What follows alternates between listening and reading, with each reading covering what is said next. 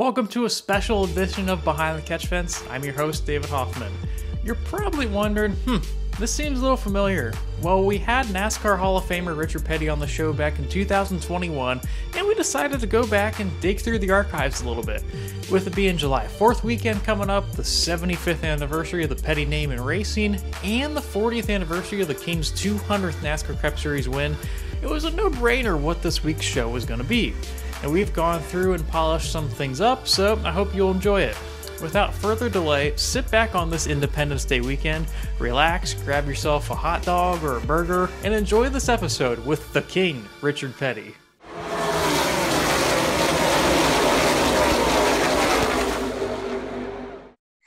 And he mentioned just with being around the sport for so many years, just how has NASCAR evolved as a whole? And I'm sure there have been times where there's been some things that you haven't really liked, but you've had to kind of adapt to. Well, there's different segments of NASCAR. It started out and it was strictly a stock deal, and there wasn't really a very much professional deal. That was 49 and 50, and then people said, okay, we can be racers and make a living out of this. So, then it got a little bit more professional from the drivers and owners and stuff and mechanics. Then the cars started being modified from strictly stock, started putting, bigger motors and bigger, bigger wheels and tires and all this kind of stuff. And so it grew. Okay. It's sort of like planting a seed, and the thing kept growing. And, then along in the 50s, late 50s and stuff, the factories got involved. So that took us from really way back, try to advance us to right smart. Then as time progressed, we got sponsorships. People started putting sponsorships in. RJR got in and sponsored the whole circuit. So we went from running 45, 50 races a year back to like 30, 35, something like that. And they're all with bigger races. So then we got TV, and then we started going from that standpoint. It got bigger with a TV deal, sponsorship and stuff. And then you had business people coming in, billionaires coming in, buying race teams, stuff like that. So the price went up on it. So now we have a full-bore race car, and you got computers everywhere. You got more engineers working on the computer than you have mechanics working on the race car. So it's just went into a completely different deal. It's a business now. It's not really a sport from the way it's run from that standpoint. Fans can still look at it as a sport, but I think the people that's inside the deal, the sportsmanship kind of went out of it. Now it's strictly a business situation for the guys working on the car, driving the car, owning the car, whatever it is. And you mentioned it seemed like there was a lot more leniency back in the 60s and 70s in terms of what was legal, I guess, per se. What type of stuff did you guys have? What kind of stuff did you do to kind of try and find a competitive advantage during those times? Well, back in the day, okay, you had the Woods boys, had Leonard Whitwood, you had Bud Moore, you had Junior Johnson, you had Holman and Moody, you had the Petty crowd, and there was no such thing as a computer or any of that. But the driver come in and said, okay, we need this, we need that. Then the mechanics would try to make it work. And you didn't have all the racing parts that you can just buy now over the counter and put on a race car. And there were a lot of strictly stock parts. So if you broke one, then you improved it, and you never broke it again. So that's the reason it went from just stock car to strictly race car. And, over a period of time, these were the mainstays of racing. There wasn't sponsorships or nothing like that. The people lived off the purse. And the situation was that everybody had their garages was in their back door. They pushed the tractor out and pushed the race car in, and that's the way everybody done it. So it was all seated britches deal until the money came in, and then when the money people come in, they pushed that part of it out. And NASCAR had to go along with it in order to try to keep up with the trend of time. We couldn't operate like we did in 1950. You can't do that in 2020.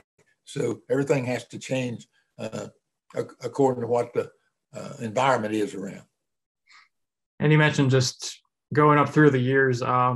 These days, there's a lot of drivers that are doing all this fitness stuff and just eating right and all this other stuff.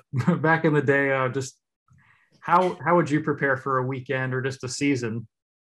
Well, back in the day, okay, the drivers they wasn't concerned about eating right, sleeping right, whatever. A lot of them were party people anyway. But nobody did it, so nobody had to do it to keep up with what was going on. But you had the guys worked on the car at the race at home, built the car. They were the pit crew. You didn't have a special pit crew or any of that kind of stuff. So you had a group of people that worked on the car, and they stayed with the car all the way through till you ran a race, and then you brought it home, worked on it again. But the drivers, they were just two or three of them that really worked on their car. You mean like Bobby Allison? I worked on mine a little bit. When Junior was running, he was working on his. Most of the time, these guys just came in, drove the car, and went home. And so it's just a different world, man. You can't even. It's not like comparing apples and apples. It's apples and grapefruit. You know what I mean? It's changed that much. And just as the competition continued to ramp up throughout the years, having to drive against guys like Dale Earnhardt, Bobby Allison, Cale Yarborough, how did you stay on top of the competition to try and stay ahead of them? Well, sometimes you didn't. We done pretty good. We was down here in Level Cross, North Carolina. Nobody around, all the deal. Had crew chief Dale Inman, who'd been with me all the years. Had my brother Maurice. He was building the engines. We done everything. We built the cars here. We done the whole thing. We didn't go outside and do a lot of stuff, bring stuff in. We made our own stuff right here. And so from that standpoint, we were as competitive as what these guys was, because they was working in their backyard too. So they didn't have the millions of dollars behind them to do the electronic deals, and that was before all that happened.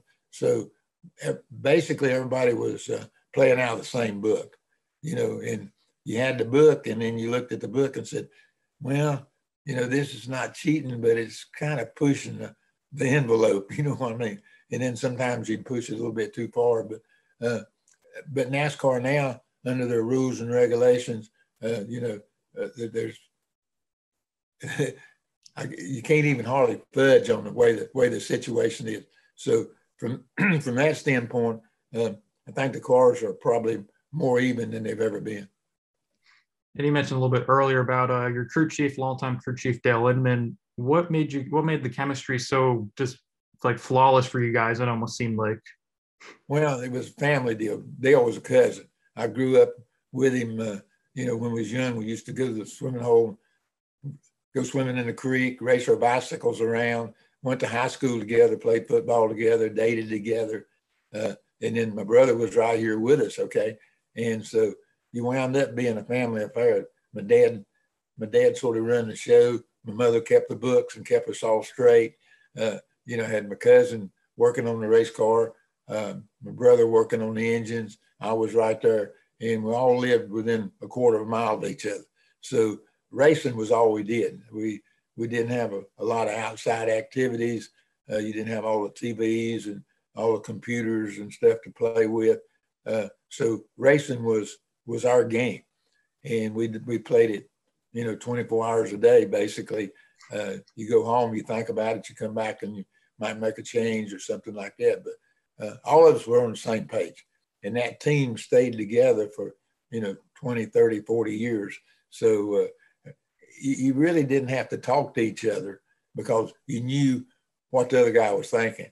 And if one said something, then everybody backed them up. So it just a real close-knit operation that made it work for us. And what type of lessons did you learn throughout the course of your career that you still hold close to you today? There's a bunch of them according to what kind of situation you're talking about. Is that life? Is that racing or whatever?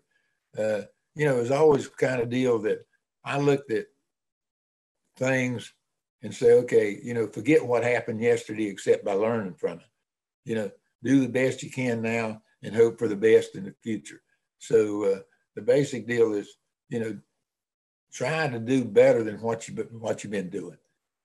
And on the other hand, if you treat people right, then in the long run, the majority of people will treat you right, and then you'll come out on top, and the people you work with will come out on top. I'm going to have to write those down on my wall or something now. Those are great quotes. But I've always loved the 1970 Superbird with the big wing on the back. Were those any different from just a regular stock car at the time? Did they handle any better or worse? Oh, yeah. It was that's the first time they really went into aerodynamics. You know what I mean? And the way they had the wing and the spoilers and stuff on the rear of the car, it was almost impossible to spin the car out because you get plumb sideways and then that wing and stuff would catch it and bring it back. And, the big deal is the car was designed to go straight. And the big trouble we had was turning the thing, getting the thing to turn when you got to the end of the straightaway. But it was just a super race car, and it was just good on super speedways. It was so big a car, you couldn't run it on a half mile or, a lot of times it'd be close when you run mile tracks because they were small. And so the super speedways, Daytona, Talladega, Charlotte, they were the car to beat, whether it was a Plymouth Superbird or a Dodge Daytona. The wing cars, they had it over everybody. They at that time, and Chrysler was just the head of the deal. They had the big Hemi in the engine, so as far as the engine's concerned. So they really outclassed the field. And just where would you say the 70 Superbird ranks on your favorite cars to race? Would you say that was one of your favorites, or was there a different one? Well, it's hard to say. We've been fortunate. I guess we drove every kind of car except a Studebaker and a Volkswagen, and was fortunate enough to win races with all of them.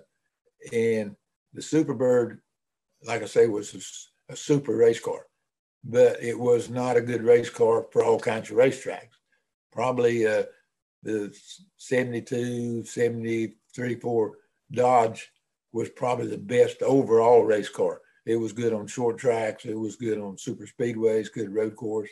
And we ran it 4 or 5 years, so we really got to know the car. And so we really liked that car. But then you go back to 67, you won 27 races with the same race car. I mean, and you can't throw that one out, So it's really hard to say. Different segments of my career was whatever car I was in, to me, that was the best car for that particular time. And you mentioned the 27 races that you won. I believe you had 27 wins in a season. How that's unfathomable these days. Just what went into like a season like that where you win 27 out of 40 something races? I think all the stars lined up. Okay, it wasn't. I don't think we was doing anything different. You know what I mean? I mean, we won 10 races in a row. You're lucky to run 10 races and not have trouble. Of course, we had some trouble in a couple of the races, but the other people had more trouble than we did. And at that particular time of our racing deal was, you run a 400-mile race or a 100-mile race or a 500-mile race.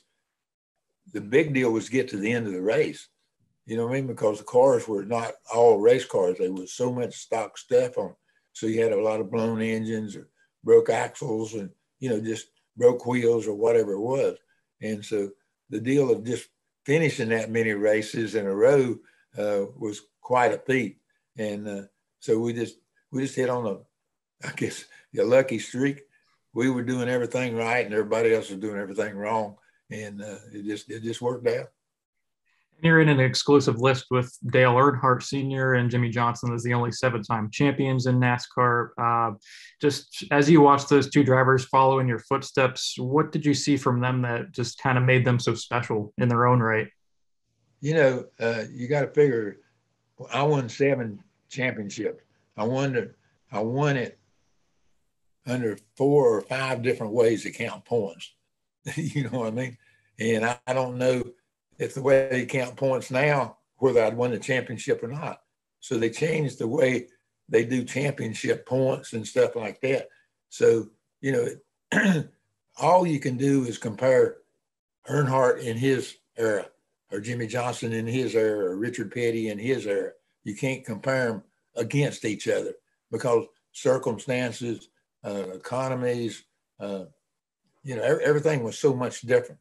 So it was like a different era and a different way of racing and a different way of environments. So, that's just the way it was. And, we just lucky that we was one of the ones that won 7 of them. You've been in the sport for a number of years. Just, you're able to get into the NASCAR Hall of Fame in 2010 in the inaugural year. Just how much did that mean to just your family overall, just being able to be those first ones to get into the Hall of Fame? Well, I guess we're fortunate there also that, again, I was at the very first race they had. So I grew up with NASCAR.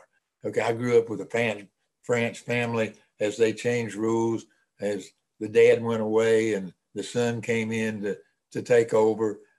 Same way as my dad was running the show and I came in and, started doing the driving part of it. And so I guess if nothing else, I got in the Hall of Fame just because I was there as long as anybody else. But it was a great deal. I think it's really been a good deal for NASCAR because, at the time, we'd been around like 60 years or something. So we was been around our sport long enough to have a Hall of Fame. If you've just been 10 or 15 years in a business, it's kind of can't have a Hall of Fame. But you had a lot of the older people like my dad, Junior Johnson, Fireball Roberts, Curtis Turner. You had these guys from the old time school that a lot of people now don't know about. That's what's good about the Hall of Fame. It brings these guys back home because if it hadn't been for them, there wouldn't have been no Jimmy Johnson or Jeff Gordon doing what they're doing today. And going back to 1984, your 200th win at Daytona, what do you remember about that day? I don't know. It was just the icing on the cake, I guess. We'd won the 199th race at Dover, Delaware, and then we ran a couple of races and didn't win. Okay, and you just felt like it was coming. Everything was it just worked out for us that day. Kill, we kind of called Kill kind of sleeping. He knew he had the best car. He just waited too long to do his deal, but he can see that after the fact. But we were just fortunate enough that the car ran good. We got by with some squeaking things on the car to be able to race with Kill. And, we run off and left everybody. But then, the president of the United States going to be there. Well, that was a big deal till you get in the race car and you say, that's the furthest thing from your mind. And you run the race, you ain't thinking about the president coming in an airplane or coming up and being anything like that. So, it was kind of a deal. They said before the race, whoever wins the race, stop on the racetrack and go up to the announcer's booth and, see the president.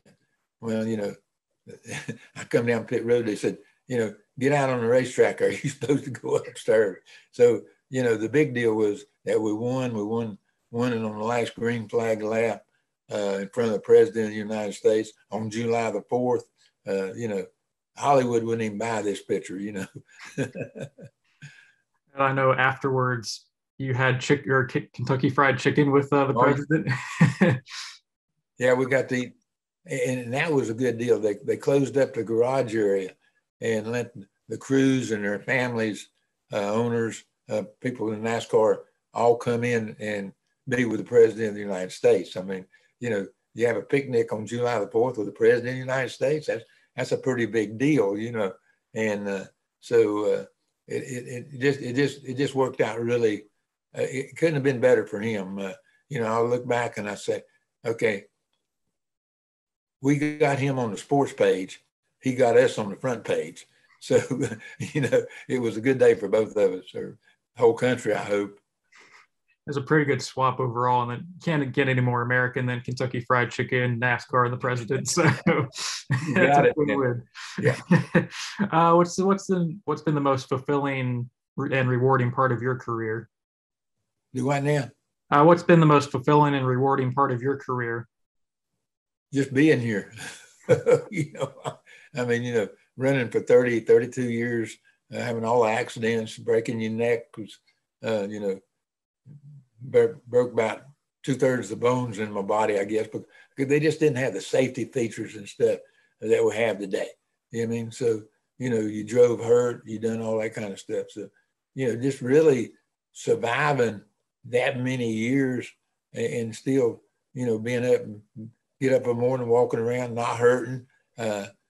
Everything still works. Can't hear it too good. Can't see too good like I used to. But other than that, everything's is going along. So fairly good health. And so I guess you just thank the good Lord that He brought you through all this stuff, and you're still here, baby, being able to talk to people. Final question. You were able to play the King in the Cars movie back in 2006. What was that whole experience like? Well, basically, there's more people know me from the Cars movie than to do all the races I ever won. And what's been good about it is that you've picked up kids from 2 years old, 4 years old, 10 years old. They don't know Richard Petty, but they know Mr. the King. And we got a museum here at Level Cross at Petty's Garage, and the kids will come in, and we got the Superbird and Miss Linda's car sitting in the back. They come in and see that. They just go right by the race cars, trophies. They go back and look at Mr. the King. So again, there's so many. That's a good way for us to go to the next generation and get them interested in cup racing. So the movie's been a sideline deal, but I think it's really turned on a lot of the kids that wouldn't normally ever see a cup race. They don't sit down and watch it. But now their dad or mother or, cousin or something can say, hey, they're doing this in real time, not just in movies. And so I think it's been a big plus for all of us. I know that's always been one of my favorite movies, and it's always cool. That's probably, what was that? You grew up with it then, right? Oh yeah, definitely. Yeah, it was a lot of fun doing it. We went to California a couple of different times and done the voiceovers and stuff. So we got to know the guys out there that worked on the deal, and got to be buddies with them. So they was big race fans. So that's how it really got started. John Lasseter, he was the one that kind of got it up with Pickstar. And so, we go to California, he still comes to the races in California. So that made it easier for me to talk to him, or him to talk to the racers, because he'd been around them some.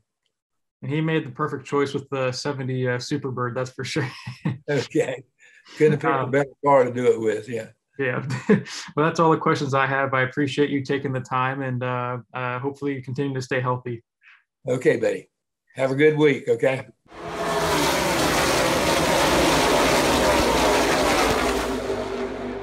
I hope you enjoyed our interview with Richard Petty. Richard's just another one of those interviews that I simply just have to pinch myself for. It's just so surreal to me. And growing up, I knew Petty from his bobblehead in a Cheerio cereal box, and of course his role as the King in the Cars movie that originally came out in 2006. And his career obviously speaks for itself, and it's just so fascinating to me how he and his team really took a strong hold on the sport just for so many years in terms of innovation and just pushing the limit of what was possible. What was your favorite part of the interview? Let me know in the comments below. That's all the time we have for today. Make sure to like this video and subscribe to the channel. Don't you worry, we have way more interviews and way more content coming your way really shortly. Also, go ahead and follow us on X and Instagram at Behind Catch as well. Thanks again, have a great weekend of watching some racing, and I'll catch you guys later.